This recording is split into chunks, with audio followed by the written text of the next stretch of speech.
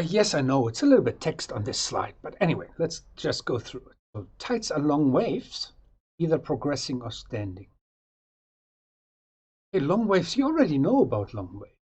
What's the phase speed of long waves? Can you tell me?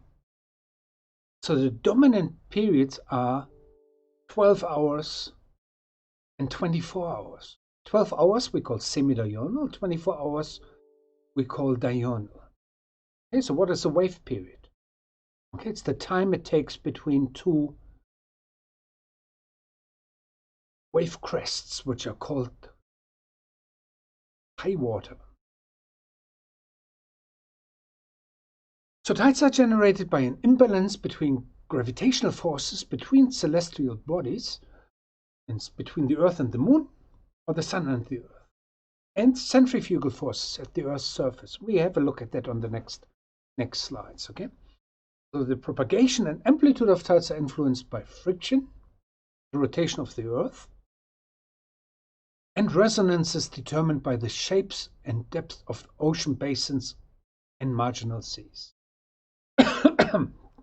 Excuse me. So here's just a list of terms that we use in the context of this.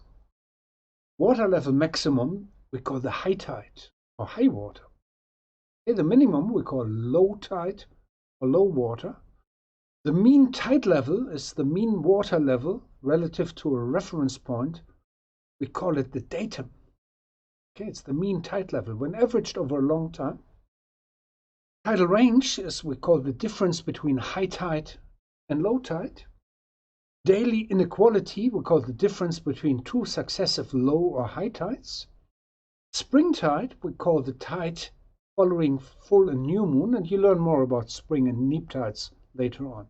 Neap tide, the tide following the first and last quarters of the moon phase. Okay, so let's have a look at tides. How can tides, what do we mean by high tide? Okay, here's one example of a high tide. It's in the Bay of Fundy, which has the highest tides in the world. Okay, so this is the high tide. It doesn't look very, very amazing. Okay. All right, so there's boats out there. There's a jetty. Okay, so let's have a look at the situation during the low tide. Low tide. Look at this. This is the low tide. Okay, so just imagine the situation now. You're with a friend in a boat. You just want to go fishing. You fall asleep. And you actually end up being stranded. Again, you have to wait several hours before the water comes back. And the tide in this region is actually something like 13 meters. Okay? So that's in some regions, the tides have extremely large amplitudes. And in other regions, almost no. But the tidal range is very, very small. For example, of Perth, in that corner is very, very low, less than half a meter. Why is this? Okay,